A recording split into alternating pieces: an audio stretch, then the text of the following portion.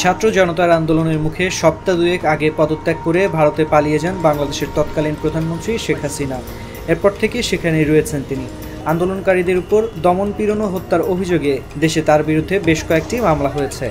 সেগুলোর বিচারের স্বার্থে ভারত সরকারের কাছে শেখ হাসিনাকে ফেরত পাঠানোর অনুরোধ জানানো হতে পারে বলে ইঙ্গিত দিয়েছেন অন্তর্বর্তী সরকারের পররাষ্ট্র উপদেষ্টা মোহাম্মদ তৌহিদ হোসেন। গত বৃহস্পতিবার বার্তা সংস্থা রয়টার্সকে দেওয়া এক সাক্ষাৎকারে তিনি বলেন, শেখ হাসিনার বিরুদ্ধে অনেক মামলা হচ্ছে। স্বরাষ্ট্র ও আইন মন্ত্রণালয় যদি সিদ্ধান্ত নেয় তাহলে তাদের অনুরোধ করতে হবে তাকে বাংলাদেশে ফেরত পাঠাতে। এটি ভারত সরকারের জন্য বিব্রতকর হবে। ভারত এটি জানে এবং আমি নিশ্চিত যে তারা এ বিষয়ে খেয়াল রাখবে।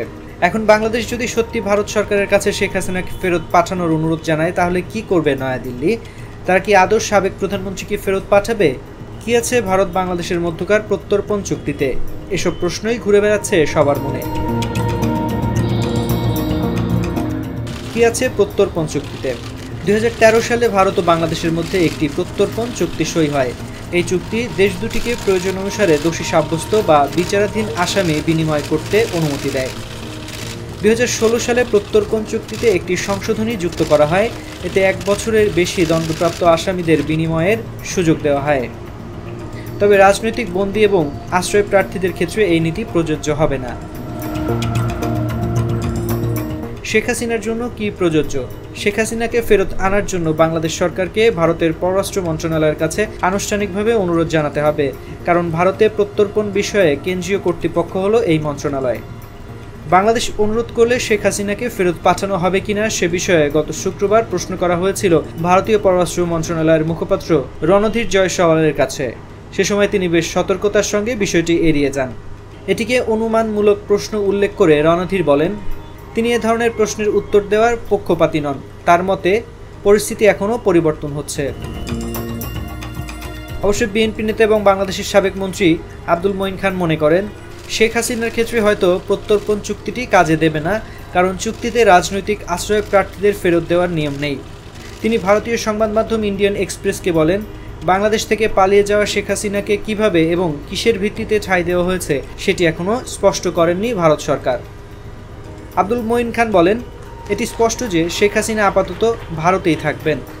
এটি এখন ভারতীয় কর্তৃপক্ষ, নীতি নির্ধারক, রাজনীতিবিদ এবং তাদের পররাষ্ট্র মন্ত্রণালয়ের উপর নির্ভর করছে কোন পরিস্থিতিতে তাকে দেশ ত্যাগ করতে হয়েছিল এবং তাকে পৃষ্ঠপোষকতা করা এবং বাংলাদেশের জনগণের বিরুদ্ধে যায় এমন বিবৃতি দেওয়ার অনুমতি দেওয়া ভারত বাংলাদেশের মধ্যে বন্ধুত্বপূর্ণ সম্পর্কের জন্য সহায়ক হবে কিনা।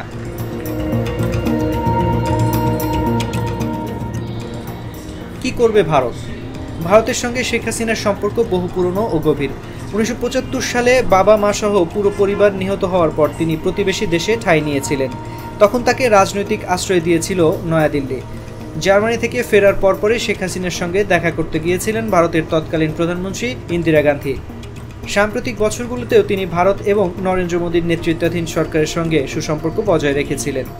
ভারতীয় বিশেষজ্ঞরা মনে করছেন, শেখ হাসিনার সঙ্গে পুরনো সম্পর্ক থাকলেও ভারতকে মনে রাখতে হবে এই অঞ্চলে নিজেদের অবস্থান ধরে রাখতে বাংলাদেশের বর্তমান প্রশাসনের সঙ্গে সুসম্পর্ক বজায় রাখা দরকার। তাছাড়া এটি বাংলাদেশের শক্তিশালী ভারত বিরোধী মনোভাবও জাগিয়ে তুলতে পারে। এ অবস্থায় ভারতকে পুরনো বন্ধু ও নিজেদের ভবিষ্যৎ নিয়ে সতর্কতার সঙ্গে সিদ্ধান্ত নিতে হবে।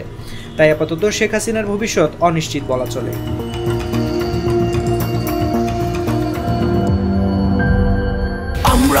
Power generation, দুরন্ত গতি চুমুকে অ্যাকশন অ্যাকশন অ্যাকশন, কাজে কিংবা খেলায় আমাদের সবার অদম্য শক্তি এগিয়ে যাওয়ার, হাতে হাতে আছে যে পাওয়ার চুমুকে অ্যাকশন।